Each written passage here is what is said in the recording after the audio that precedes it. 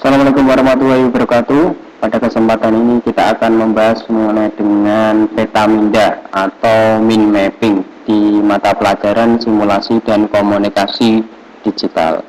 Apa itu peta minda?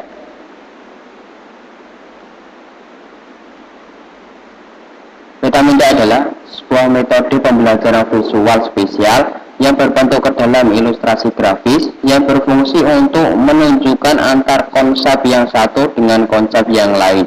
Perlu digarisbawahi, pada intinya peta minda adalah pembelajaran visual, yaitu berbentuk ilustrasi grafis ya, dengan fungsi menunjukkan antar konsep ya, yang satu dengan konsep yang lain. Nah, jadi untuk konsep satu dengan yang lain itu saling berkaitan.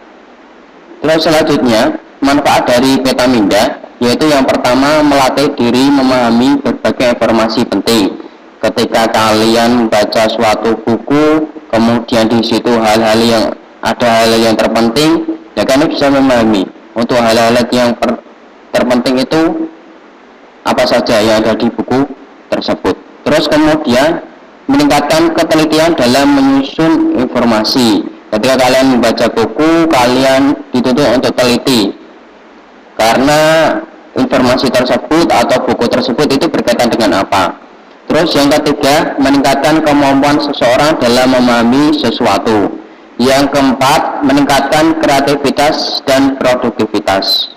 Karena apa? Karena pada saat kalian membuat peta minda, itu kalian dituntut untuk membuat sesuatu. Itu juga melatih kreativitas kalian. Terus yang kelima adalah menghemat waktu. Ketika kalian sudah memahami hal yang terpenting, kemudian kalian tuangkan ke dalam peta minda, pada saat kalian mempelajari buku yang sama, itu akan lebih singkat waktunya ketika kalian membuka buku lagi. Karena apa? Karena tadi sudah ditulis mengenai dengan informasi-informasi yang terpenting saja.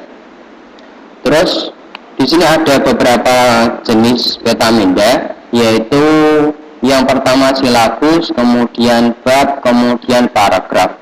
Yang silabus adalah jenis mind mapping yang mendukung atau menerima suatu gambaran berhubungan apa yang dikerjakan, dan biasanya mind mapping ini dikerjakan dengan ukuran besar. Di sini ada beberapa informasi mengenai dengan mind mapping, kemudian itu gambar satu dengan gambarnya yang lain saling berhubungan. Kemudian untuk mind map bab, yaitu dikerjakan berdasarkan masing-masing bab. Ketika kalian melihat suatu buku, kemudian itu ada beberapa bab, itu nanti ditulis mulai dengan per bab-babnya. Terus kemudian kalau paragraf, itu dibuat sebuah berita secara kompleks. Jadi ketika kalian menemukan hal-hal yang terpenting, itu ditulis penjelasannya sekalian ya. Itu tadi jenis-jenis peta minda. Terus kemudian cara membuat peta minda sendiri, yaitu yang pertama, tentukan terlebih dahulu materi yang akan dibahas. Kalau di sebuah buku berarti kita mau melihat judulnya atau temanya itu apa. Terus kemudian kalau kita merangkumkan sesuatu atau membuat peta minda sesuatu, kita harus tentukan terlebih dahulu temanya yang akan kita bahas.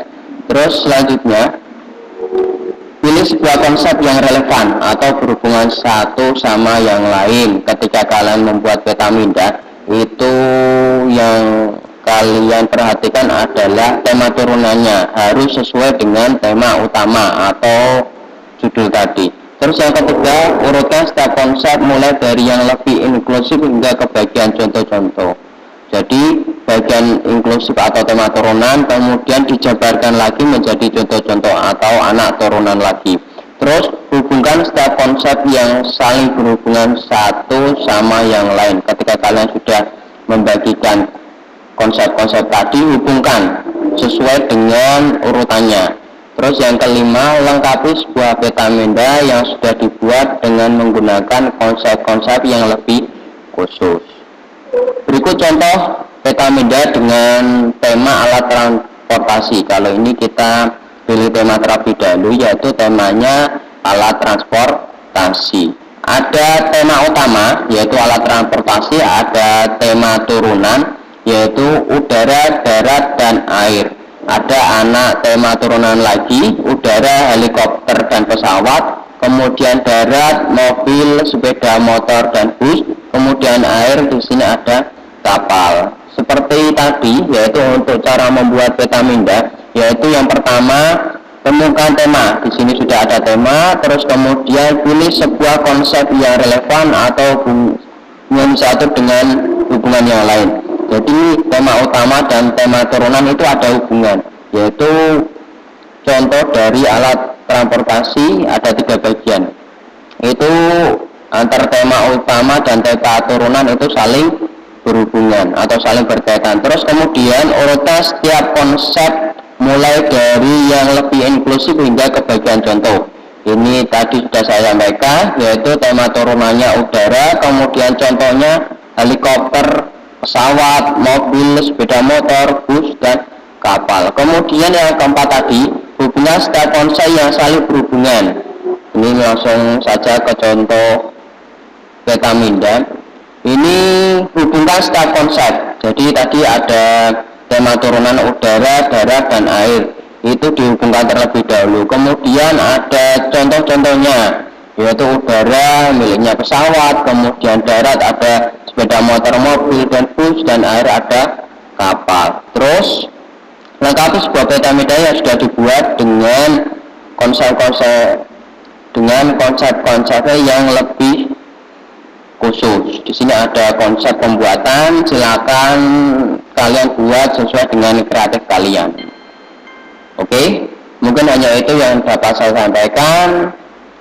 Untuk pertemuan ke depan kita akan membahas mengenai dengan cara pembuatan peta minda dengan menggunakan URL www.meetmook.com.